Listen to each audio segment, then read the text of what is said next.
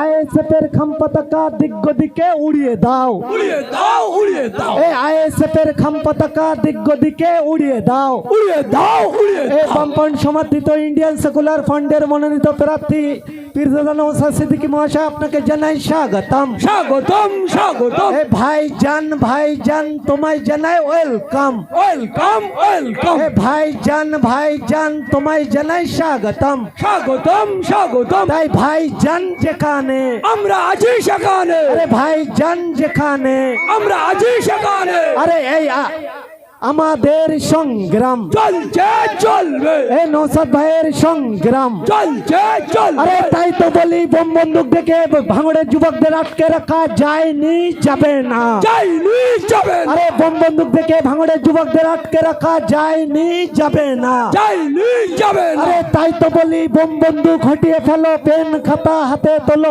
এই দাবিতে নওশাদ ভাইয়ের সংগ্রাম চলছে, চলবে। আরে বোম বন্দুক হটিয়ে ফেলো, পেন খাতা হাতে ধরো, এই দাবিতে ভাইজানের সংগ্রাম চলছে, চলবে। আরে তাই তো বলি, শিরায় শিরায় রক্ত। ভাইজানের ভক্ত। অনুরোধ করছি,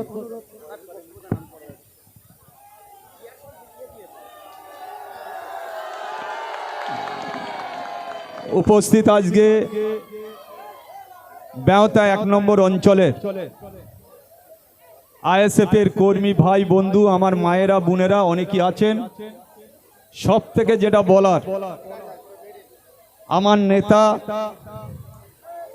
আমি যার নেতৃত্বের প্রতি আস্থা রেখে, যার নেতৃত্বের প্রতি বিশ্বাস রেখে আমি দীর্ঘদিন তৃণমূল কংগ্রেস করার পরে আমি আমার ছোট ভাইজান, একটু আস্তে কথা বলার সুযোগ করে দিন প্লিজ, কথা বলার সুযোগ করে দিন। আমার ছোট ভাইজান বড় ভাইজানের প্রতি আস্থা রেখে, বিশ্বাস রেখে, তানাদের নির্দেশ আদেশকে মেনে আমি এই দলে জয়েন করেছি। আপনারা জানেন, ফুরফুরায় গিয়ে আমাদের হোসেন হুজুর বলে একজন হুজুর আছেন, তানার সামনে রেখে তওবা করে আমি তৃণমূল কংগ্রেসটা ছেড়েছি। তৃণমূল কংগ্রেসের বিরুদ্ধে বলতে গেলে অনেক টাইম লাগবে, আমার 1-1.5 ঘন্টা লাগবে, কিন্তু টাইম বেশি নেই, নির্বাচনীয় সভা। আপনারা জানেন যে নওশাদ ভাইজান, ছোট ভাইজান, ভাঙড় বিধানসভায় তিনি যেভাবে লড়াই করছেন, মানুষ যেভাবে দুহাত ভরে তানাকে আশীর্বাদ করার জন্য চেষ্টা করছে। আমি গতবারেও যেমন বলেছিলাম, অভিষেক বন্দ্যোপাধ্যায় আমাকে ডেকেছিল, বলেছিল যে আরাবুল কি হচ্ছে ভাঙড়ে। যেদিন আমার নাম ঘোষণা হবার কথা ছিল, টিভিতে দেখাচ্ছে আরাবুল ইসলাম ভাঙড়ের সম্ভাব্য প্রার্থী তৃণমূল কংগ্রেসের। তারপরে সেদিন সমস্ত সারা ভাঙড়ে মানুষ রাস্তায় নেমে প্রতিবাদ করেছিল। তারপরে অভিষেক বন্দ্যোপাধ্যায় আমাকে ডেকেছিল, আমি গিয়েছিলাম। আমি সেদিন বলে এসেছিলাম যে তৃণমূল কংগ্রেস ভাঙড়ে জিতবে না, যেতে যদি নওশাদ ভাই জিতবে।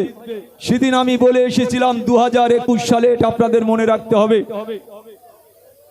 তারপরে বলেছিল যে তুমি না থাকলেও দলে আমার তৃণমূল কংগ্রেস ভাঙড়ে জিতবে। সেদিন দুহাত ভরে আমাদের যারা তৃণমূল কংগ্রেস করত, তরুণ তাজা যুবকেরা সেদিন রাস্তায় নেমে ছোট ভাইজানের জন্য আশীর্বাদ করে সেদিন ছোট ভাইকে জিতিয়েছিল। আজকে আমি এখানে দাঁড়িয়ে বলছি, আজকে যারা তৃণমূল কংগ্রেসটা করছে তারা কিন্তু সবাই আরাবুল ইসলামের হাত ধরে তৃণমূল কংগ্রেসটা এসেছিল। আজকে তারা বড় বড় কথা বলছে, জেনে রাখা উচিত 2026 সাল, এই 2026 সালে ভাঙড় থেকে ছোট ভাইজান 1 লক্ষ ভোটে জিতবে, এটা তৃণমূল কংগ্রেসের জেনে রাখা উচিত।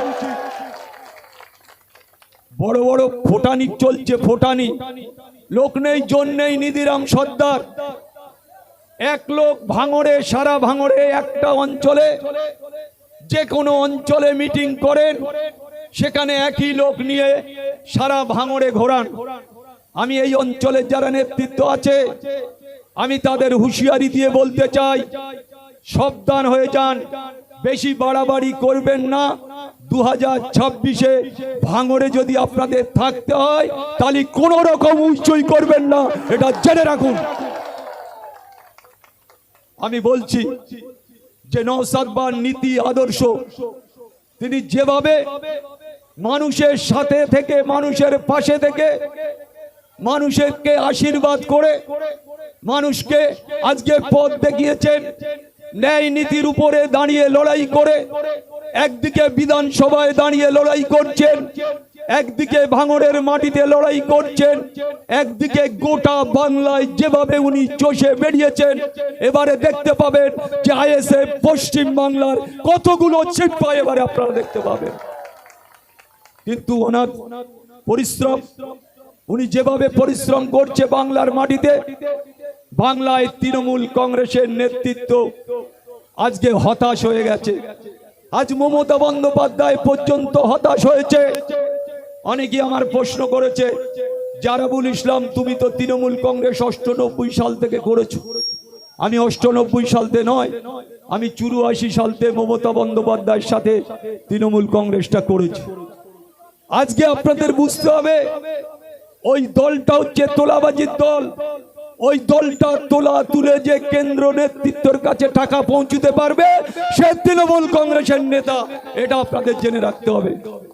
তাই এখানে এমন একজন ব্যক্তি এসছেন, তিনি এখানে জমির প্রমোটিং থেকে শুরু করে, ওয়েটল্যান্ড বিক্রি থেকে শুরু করে, খাস জমি বিক্রি থেকে শুরু করে, চাকরি চুরি থেকে শুরু করে, কয়লা কাণ্ড থেকে শুরু করে, আজকে সমস্ত কাণ্ডর সাথে ভদ্রলোক জড়িয়ে আছেন।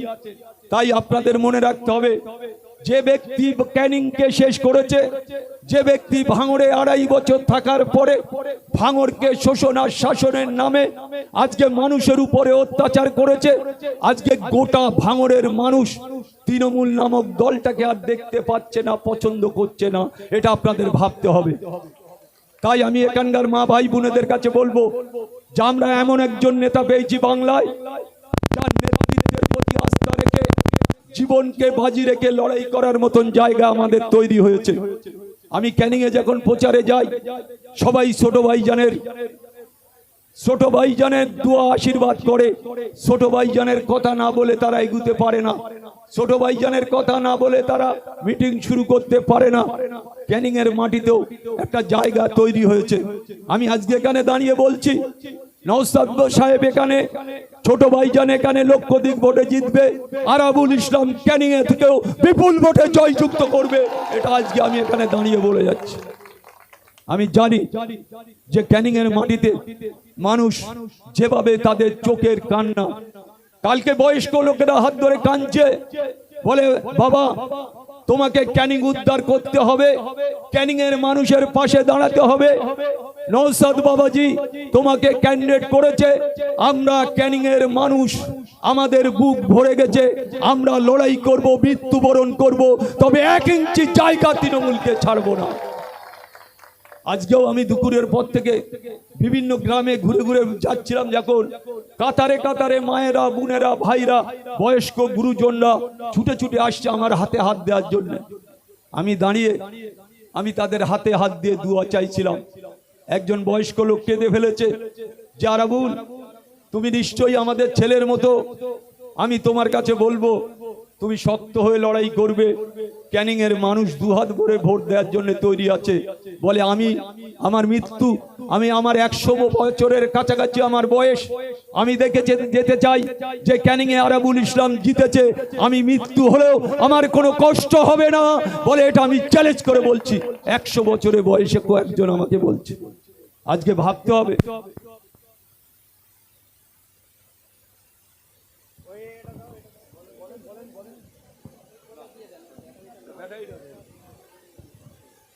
তাই যে কথা বলছিল কেন আমাদের কারিমুল এসছে, আমি বলতে ভুলে গেছি, ও আমাদের অত্যন্ত লড়াই করে এই অঞ্চলের সভাপতি আছে, যারা নেতৃত্ব আছে বেহাতা 1 নম্বর অঞ্চলে। এখানে আমার অনেক মায়েরা বোনেরা এসছে, আমার অনেক বয়স্ক গুরুজনরা আছেন। আমি শুধু আপনাদের কাছে বলবো যে আপনারা ছোট ভাইজানকে আশীর্বাদ করবেন, দোয়া করবেন, দুহাত ভরে দোয়া করবেন। ভাঙড়ের মাটিতে আর একবার দেখবেন যে এই আমাদের খামচিহ্ন, এই খামচিহ্ন গোটা বাংলার আবার নতুন করে পথ দেখাবে। আমি শুধু একটা কথা বলি যে আজকে মুখ্যমন্ত্রী যে দুর্নীতি করেছে, আজকে একটার পর একটা চাকরি নেই, আজকে স্বাস্থ্য কেন্দ্রের বেহাল অবস্থা, শিক্ষার বেহাল অবস্থা, আজকে যারা শিক্ষক তাদের চাকরি চলে গেছে 26,000। শুধু তাই নয়, সর্ব দপ্তরের আজকে স্বাস্থ্য দপ্তর থেকে শুরু করে আজকে হসপিটালগুলো হাহা করছে। আজকে শিক্ষার বেহাল অবস্থা, আজকে রাজ্যব্যাপী গোটা রাজ্যে আজকে দুর্নীতিতে সেরে গেছে। যেসব নেতারা যে যে জায়গায় আছে তারা কোটিপতি হয়েছে, সাধারণ মানুষের কোনো উপকার হয়নি। খেটে খাওয়া মেহনতি মানুষের তারা উপকার করেনি। আজকে যদি একটা আবাস যোজনার ঘর দেয় তাতে 20,000 টাকা প্রথম কিস্তিতে নেতারা কেটে দেয়, এটা আপনাদের ভাবতে অবাক হবে। আমি জানি, আমি নিজে 3 বার পঞ্চায়েত সমিতির সভাপতি, এখনো রানিং সভাপতি আমি। আজকে গোটা ব্লকে 218টা বুথ আছে ভাঙড় 2 নম্বর ব্লকে।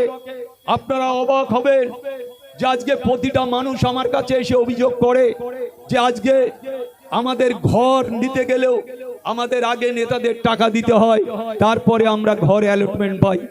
আজকে আপনারা ভাবুন কতটা নিচে নেমে গেছে। আজকে রাস্তার কাজ হলেও টাকা দিতে হয় নেতাদের। আজকে যেসব যে কোনো সরকারি কাজ হোক আজকে নেতাদের টাকা দিতে হয়। তাই আমরা চাই শুধু বিধানসভা নয়, বিধানসভা জেতার পরে পঞ্চায়েতগুলোতে আমাদের দখল নিতে হবে। বিধানসভার পরে আমরা তৈরি হব পঞ্চায়েতের জন্য। আপনারা জানেন ভাঙড়ে যেমন ছোট ভাইজান জিতবে, ক্যানিং আরাবুল ইসলাম জিতবে। আমরা দুটো বিধানসভা যৌথভাবে আমরা প্রতিটা বুথে বুথে আমরা সার্বিক উন্নয়ন করব। আমি বলছি যে ছোট ভাইজান যেভাবে তিনি 60 লাখ টাকা করে বছরে পান, তিনি যেভাবে কাজ করেছেন, আমি তো মনে করি এই যারা আজকে 15 বছর মুখ্যমন্ত্রী বসে আছে মমতা বন্দ্যোপাধ্যায় সেই কাজ করেন।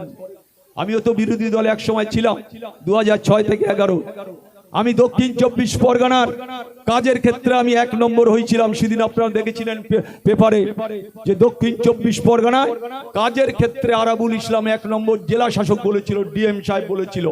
তাই আজকে আমি মনে করি যে আমার ছোট ভাইজান দক্ষিণ 24 পরগনায় 31টা এমএলএ, তার মধ্যে তৃণমূলের 30টা, একটা নওশাদ সিদ্দিকী, আজকে তিনি যে কাজ করেছে তৃণমূল সে কাজ করতে পারেনি। তাই আমরা আপনাদের কাছে আবেদন রাখবো যে ওনাকে দুহাত ভরে ভাঙড় থেকে জেতাতে হবে। ক্যানিং এ আমি নিশ্চয়ই উনি আমি ছোট ভাইজানের কাছে আবেদন করব, ক্যানিংও আমার 2-1টা মিটিং করে দেবেন উনি। আর আমি চাই ভাঙড়ে যদি কেউ মুস্তানি করার চেষ্টা করে, কেউ যদি পায়ে পাদে ঝগড়া বাঁধানোর চেষ্টা করে, কাউকে রেহাত করা হবে না, এটা জেনে রাখতে হবে। আমরা 1 ইঞ্চি মাটি আমরা ছাড়বো না। আর কোন নেতা চোখ রাঙানি, নওশাদ ভাইয়ের কাছে আমার আবেদন থাকবে, কোন নেতা চোখ রাঙানি ভাঙড়ের আইএসএফ এর লোকেরা বরদাস্ত করবে না, এটা জেনে রাখতে হবে। এটা চ্যালেঞ্জ করে আমি বলে যাচ্ছি, আমি আরাবুল ইসলাম। আমি জানি এদের কতটা দূর, আমি জানি বোম বন্দুক গুলি আপনারা দেখেছেন কন্টিনিউ চালতে বেরিয়ে অঞ্চলে বোম বানতে গিয়ে 2 জন স্পটে মারা গিয়েছে, 4 জনের হদিস এখনো নেই, পাওয়া যায়নি। সেখানে বড় বন্দুক উদ্ধার হয়েছে, 200 পিস ওই সকেট বোমা উদ্ধার হয়েছে।